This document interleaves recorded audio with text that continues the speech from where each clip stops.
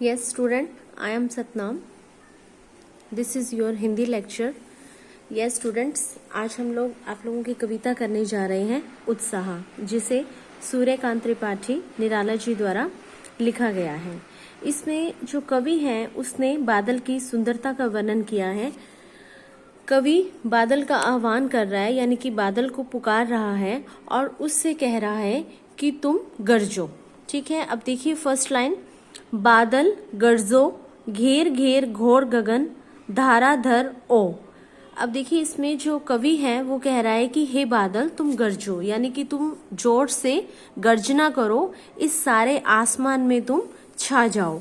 घेर घेर घोर गगन धाराधर ओ, यानी कि घेर घेर का क्या है कि सारे आसमान में तुम घिर जाओ, यानी कि सारे आसमान को घेर लो, तुम सारे आसमान में अपनी गूंज करो. गगन यानी कि आसमान, ठीक है. धाराधर ओ यानी कि सारे आसमान को तुम घेर लो और सारे आसमान में तुम अपनी गर्जना करो. देखिए नेक्स्ट लाइन. ललित ललित काले घुंघराले. ललित ललित का क्या अर्थ होता है? सुंदर.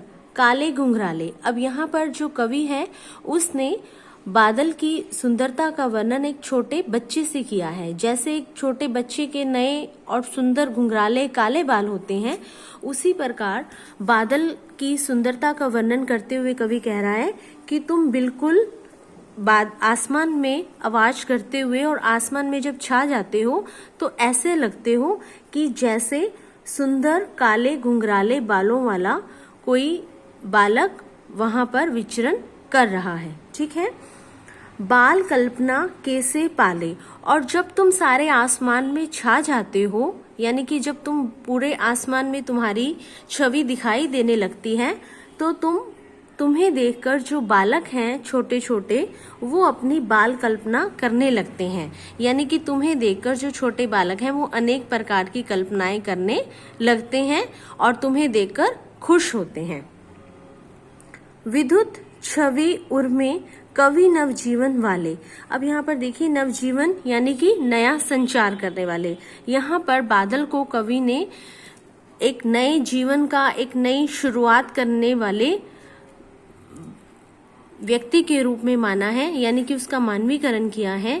एक क्रांति के रूप में बादल को यहाँ पर बड़ा ठहराया है.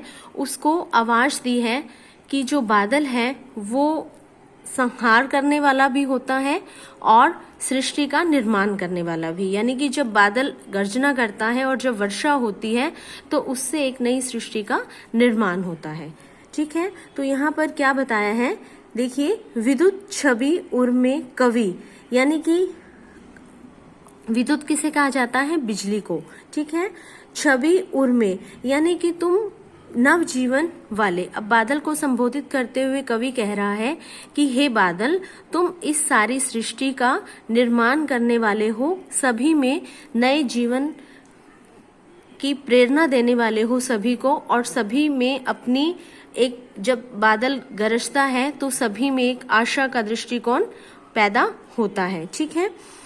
यानी कि कवि बादल से क्या कहना चाह रहा है कि हे बादल तुम बरसो और सभी के हृदय में एक, जैसे बिजली चमकती है, नया बिजली की चमक से नया प्रकाश उत्पन्न होता है और सभी का हम कह सकते हैं कि मार्गदर्शन होता है, उसी प्रकार बादल को भी कवि संबोधित करते हुए कह रहा है कि हे बादल तुम बरसो ताकि सभी में नव जीवन का संचार हो, सभी में प्रेरणा भर दो. व्रज छिपा नूतन कविता. अब नूतन क्या होता है? नया. कविता यानी कि हम जब कभी कोई कविता पढ़ते हैं तो हमें नए विचारों का निर्माण होता है, हमें नई प्रेरणा भरती है.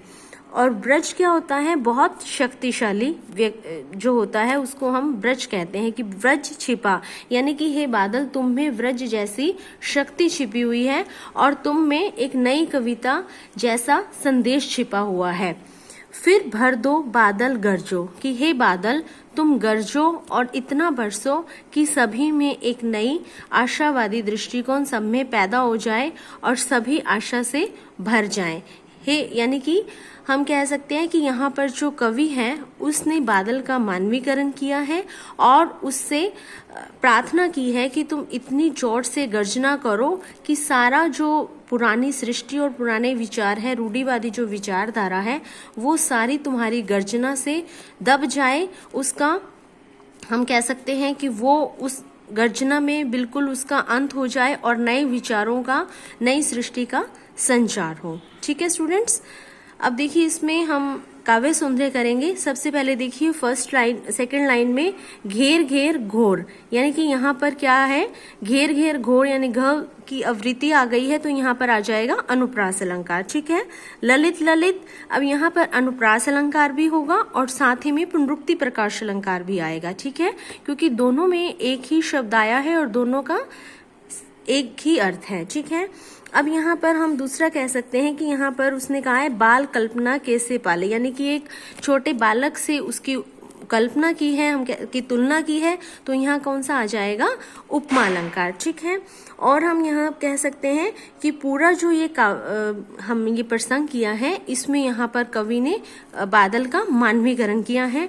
और दूसरा हम ये मानेंगे कि यहाँ पर कवि ने बादल को एक नई क्रांति के रूप में यहाँ दर्शाया है। ठीक है बच्चे, ओके स्टूडेंट्स, तो अब आप लोगों ने इसको अच्छे से पढ़ना है और अगर कोई भी प्रॉब्लम आए तो आप लोग पूछ सकते हो। Okay students, thank you.